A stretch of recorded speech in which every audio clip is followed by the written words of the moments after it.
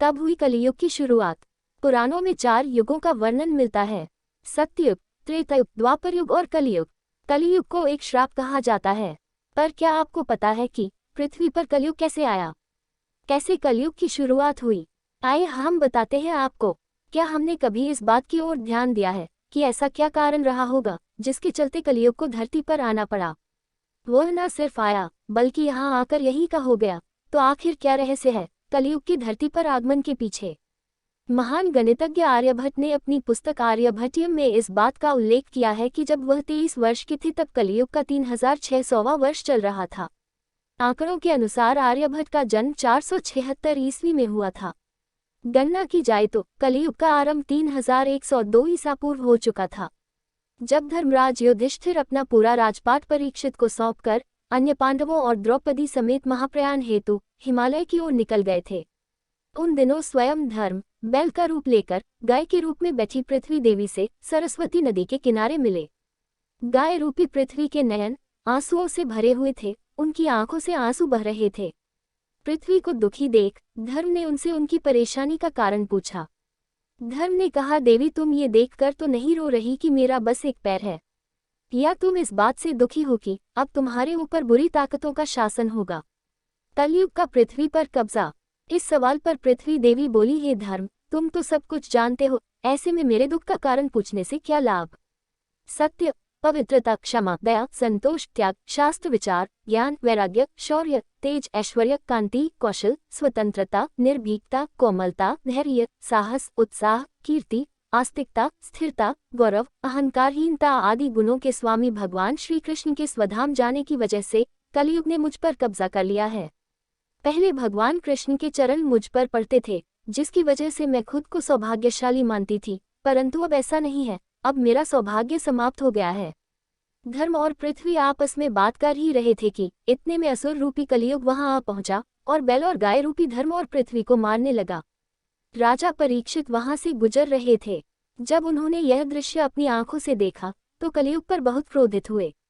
अपने धनुष पर बाण रखते हुए राजा परीक्षित ने कलियुग से कहा, दुष्ट पापी तू कौन है? इन निरीह गाय तथा बैल को क्यों सता रहा है? तू महान अपराधी है, तेरा अपराध क्षमा योग्य नहीं है, तेरा वध निश्चित है। परीक्षित ने कलयुग को ललकारा। राजा परीक्षित ने बैल के स्वरूप में धर्म और गाय के स्वरूप में पृथ्वी देवी को पहचान लिया। परीक्षित राजा ने उनसे कहा, हे वृषभ आप धर्म के मर्म को भली भांति जानते हैं, इसलिए आप किसी के विषय में गलत ना कहते हुए अपने ऊपर अत्याचार करने वाले का नाम भी नहीं बता रहे हैं।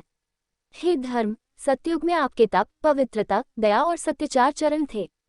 त्रेता में 3 चरण रह गए, द्वापर में 2 ही रह गए और अब इस दुष्ट कलियुग के कारण आपका 1 ही चरण रह गया है।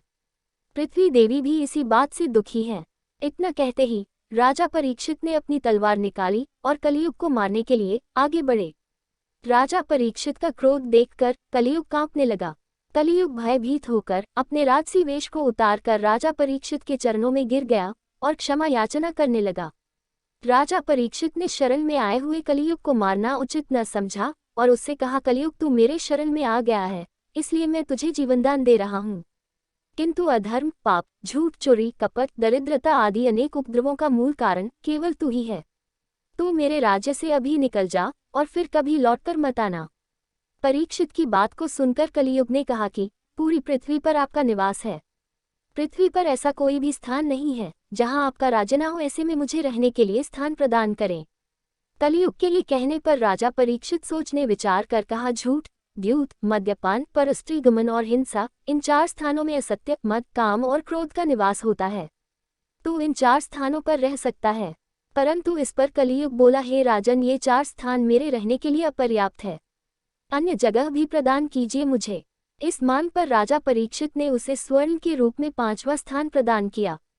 स्वर्ण रूपी स्थान मिलते ही कलियुग ने राजा परीक्षित के सोने के मुकुट में वास कर लिया। कलियुग इन स्थानों के मिल जाने से प्रत्यक्षतः तो वहां से चला गया, किंतु कुछ दूर जाने के बाद अदृश्य रूप में वापस आकर राजा परीक्षित के स्वर्ण मुकुट में निवास करने लगा। मार्कंडेय पुराण में कलियुग के दौरान शासक जनता पर मनमाने ढंग से शासन करेंगे, मनचाहे ढंग से उन पर कर थोपेंगे। शासक अपने राज्य में अध्यात्म की जगह भय का प्रसार करेंगे। वो स्वयं एक बहुत बड़ा खतरा बन जाएंगे। बड़ी संख्या में पलायन शुरू हो जाएगा।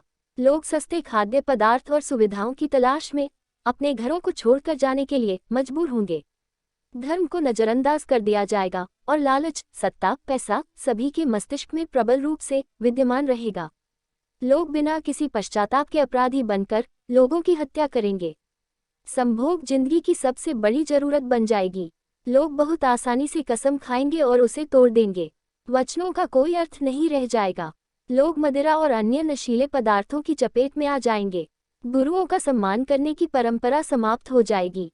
ब्राह्मण ज्ञानी नहीं रहेंगे। क्षत्रियों का साहस खो जाएगा और वैश्य अपने व्यवसाय में ईमानदार नहीं रह जाएंगे। पाप अपने चरम पर होगा।